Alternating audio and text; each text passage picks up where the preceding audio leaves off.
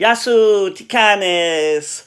Hello, how are you? Well, we're back at Tea Rosa today making a vegetarian moussaka. So along with our meat moussaka that we did, we've also done a vegetarian version just so that you can see how I make it for myself.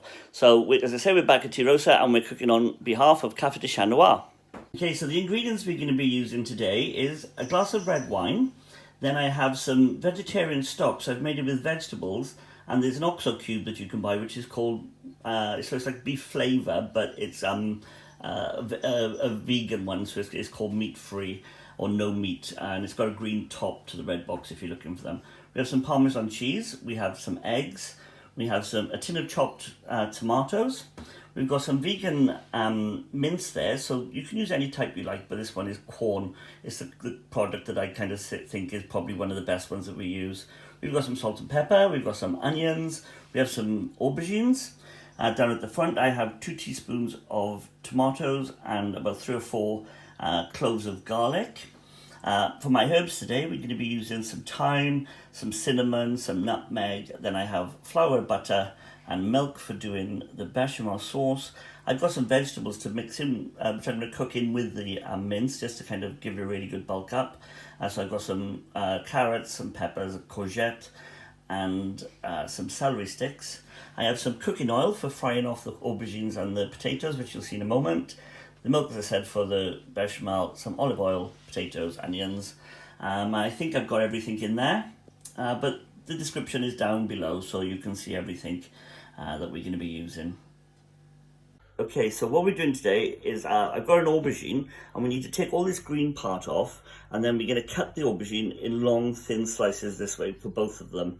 The reason we're going to do that is then we're going to layer them into a colander and add salt to them, and that will leave them for about 2 hours. Put a plate on top with something like a jar of olives or something on top to weigh it down a little bit. That way then all the bitterness of the liquid that was in them will actually come out. When we finish that, we're going to wash them and pat them dry with some paper kitchen towel. Okay, so this is how we're doing it. So it's just cut off the green part, which is here, and then we want to kind of cut the aubergines, not too thickly, but in long pieces like this.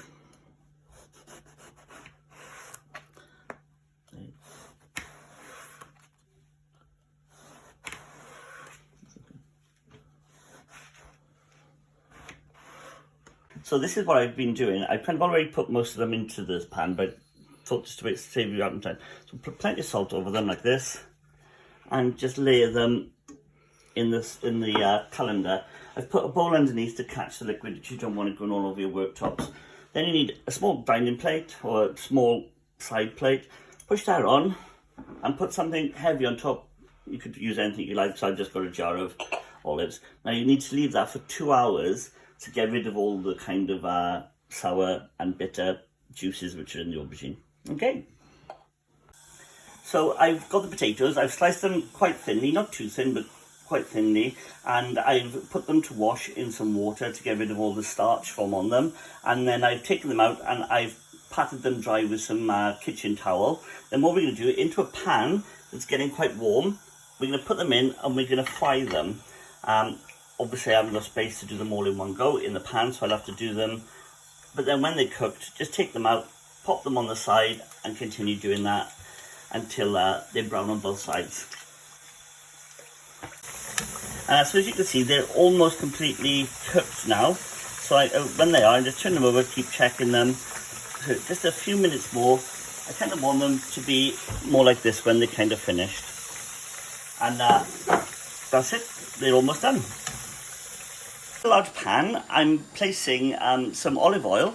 I don't want too much olive oil, and I'm going to put that onto a medium heat, as you can see. And into there I'm going to add my finely sliced onions,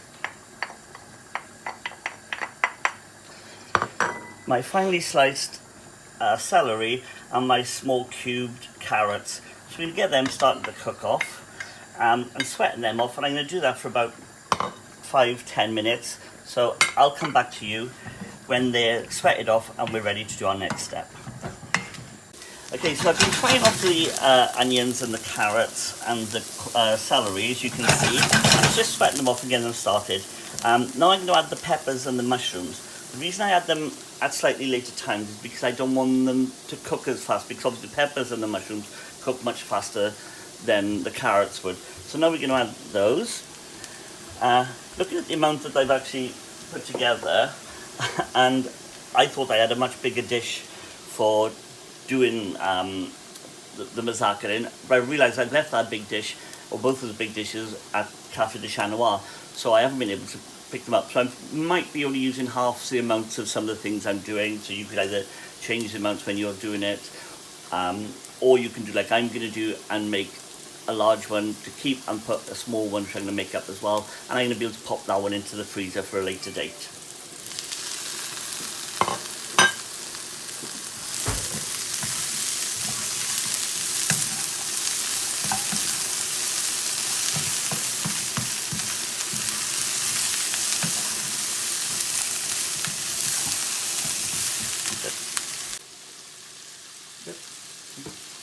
So at this point, I'm going to add some garlic. As I always say, I don't like putting that in too early because I don't want it to scorch. Because if it scorches, it burns and becomes bitter. So just stir that in a little bit. I'm also going to add at this point the cinnamon and stir that in, because by frying off the cinnamon or any spices a little, it helps to bring the flavour out of them and make them much nicer. The cinnamon's in there. You might be thinking I've gone crazy and not added the mince at the moment, but because corn mince is already cooked, you don't want to cook it too much. So where we would cook like a beef or a lamb mince to tenderize it for a long time, you don't want to do that with corn mince. So we're doing it much slower. So at the moment we're just going to do the vegetables and get those all cooking. So we're adding tomato paste, and again a tin of chopped tomatoes into there, and give that a good old stir. Get all the flavours all the way through and all the way around. Okay, at that point I'm going to add a glass of red wine. Put that in there. And I'm also going to add my 1.5 pints of stock. Now I'm going to cook this continually for about an hour and a half until it really reduces. At that point then we'll add the mince and the courgettes, because obviously they don't want too much cooking, they're just kind of being cooked through and to make sure they're okay. So I'll come back to you in about an hour and a half or maybe 40 minutes to show you how it's going along. So into a small saucepan, we don't have a big saucepan for this, I've put my 50 grams of butter, and I'm slowly going to gently melt this. You don't want to do it really fast, because if you do it too fast it will scorch and you'll get like a really nutty taste to it, which is not really what we want. We want just a gentle taste. So I'll come back to you when I've melted my butter and I'm about to do the next step. This is my butter, and now I'm going to add that to the add the flour to that. And I kind of want to give that a really good stir and get the flour all cooked in.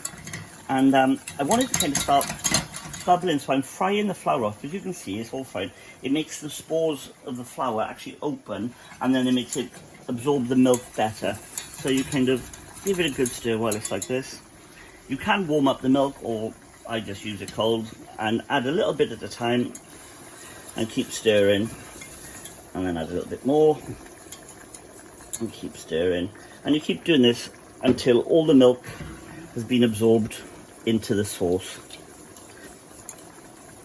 I'll come back to you in a little while as it's getting further along towards being done. So as you can see, most of my milk has actually gone in and it's still thick. I don't want to make it too thin, so be a little bit careful, because you might not need the full pint of milk, because different flours absorb milk at different rates. But you kind of want a kind of nice thick, not too thick, but like custard sort of a consistency to it. There we go, it's getting there. And also at this point I add the nutmeg. When I'm making bechamel sauce for a French dish, I always add a little bit of Dijon mustard. You can do that but it's not really traditional in the Greek food to have Dijon mustard into it. But in this dish, you do put half a teaspoon of nutmeg. There we go, the sauce is thickening up.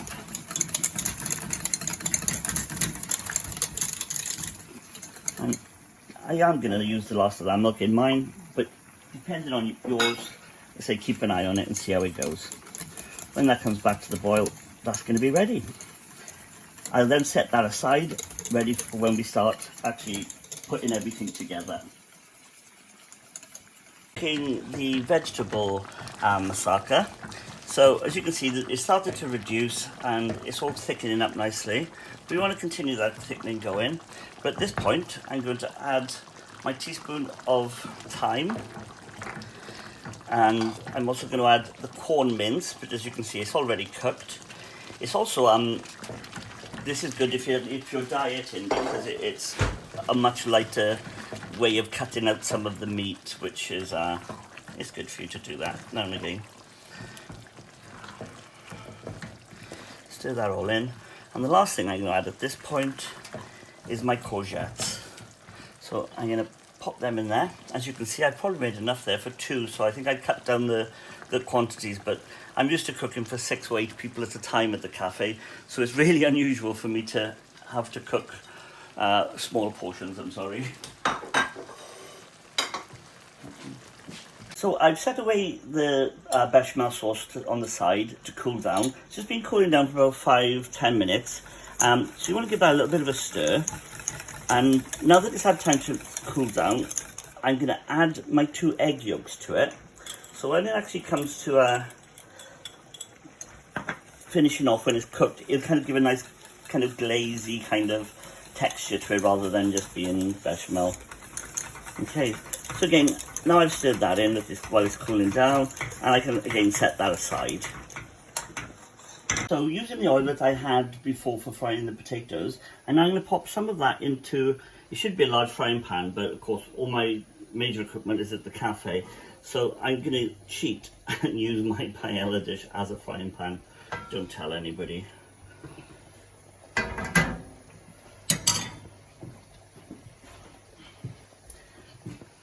So I've got this on a nice medium heat. What should I say? Heat. There's my Welsh accent coming up there. Okay, so and into there, then we're actually going to place these and fry them until they start going like a nice browny colour. So what I'll do is I'll get on with doing this, and I'll come back and I shall show you how they look and when they're ready to kind of come out. Okay, so these have been frying away for about 3 or 4 minutes. So now when they start to get nice and brown like this, just turn them all over. And when they brown like this on both sides, then just take them out, put them to drain on a plate, and then finish cooking the rest of them off and set aside, ready for when we start putting the whole moussaka together. So we've been cooking this for about 45 minutes, almost an hour in all. As you can see, the liquid is almost all gone. So at this point, I'm going to take this off the heat and set it aside, ready for popping up the entire moussaka together. So this is enough to do like one really big family one, which would serve like 8 people, or you using like a big lasagna, squared lasagna trip dish. But I'm going to make several little smaller ones that I can pop in the freezer, and I can use whenever I want to get one out. I can just get one out and pop it in the oven. So everything is pretty much cooked off now. So into the bechamel sauce, we've got the nutmeg and we've got the eggs in there, and I'm going to put some of the cheese in there. Save some for other parts of what you're doing. Mix that all in.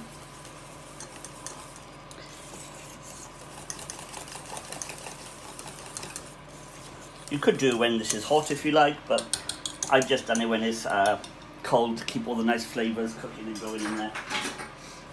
Next we're going to start assembling. So I've got a Pyrex dish. You could use a larger lasagna dish and do it all in one, but I'm doing a big one which we're going to have for tea, and then I'm going to do a couple of little ones to keep for in the freezer or for during the week. So you start off, you do a layer of your potatoes. Okay, at the bottom, let's get them all in nice and packed in there. Next, we do a layer of our aubergines. Get them all the way in there, make sure they completely cover everything else. It's a nice little thin bit there, get that in there. Okay. Then next, we're going to add the vegetable mince mix, which has got all of the vegetables in it as well. The flavour and the smell is absolutely intense. It's absolutely beautiful. Okay, so we're going to do a layer of this. Press it all down. It's very similar to how you layer a lasagna, really. Then you do a sprinkling of the cheese. Another layer of aubergines.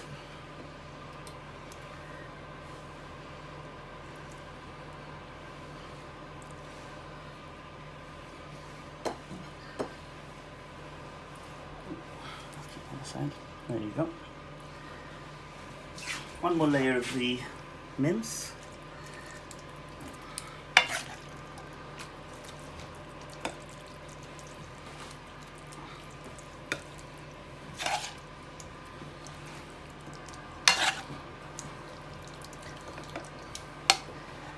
And then the aubergines just on top there. Okay. At this point then, I've got the cheese sauce, which I'm going to pop on. Do a nice thick layer of the cheese sauce.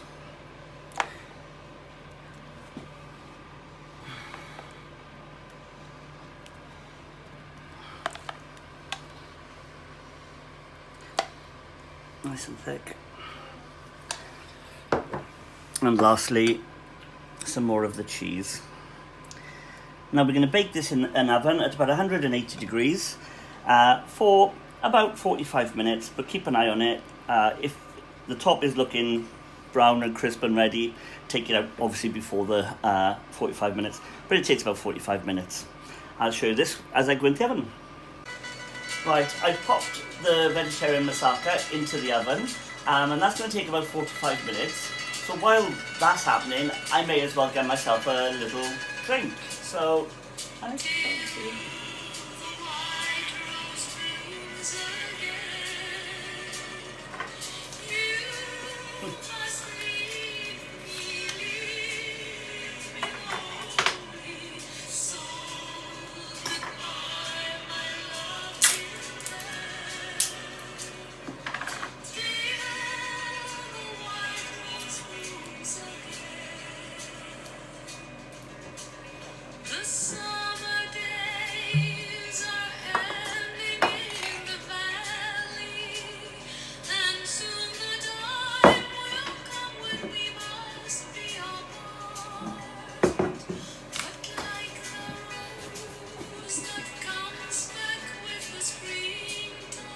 How are you getting on in there? You done the cooking yet? Yeah, it's all cooked. Oh, let's have a look. What are you drinking? Oh, just a cup of tea. Oh, still made me one. I'll get you one in a minute. So there's the vegetarian moussaka. As you can see, there's nice layers all going up through there. The top is all cooked away nicely, nice and brown. Now I'd leave this about 20-25 minutes before serving it, just to give it all time to settle and rest before you actually start cutting it. A portion like this I would cut into 4, and I would serve it with a bread roll and some Greek salad or something. Or you can just have it as it is with a bread roll, or you can have it with chips and peas if that's what you fancy. You have it as you like. So thank you all very much for watching. Thank you for all your comments and for all trying to cook all the different dishes. It's been really, really wonderful and really heartwarming to see that all of you are enjoying them and having a go at doing them yourself. It's really wonderful. You're probably doing a better job than I am. Thank you very much, and Cara Nita.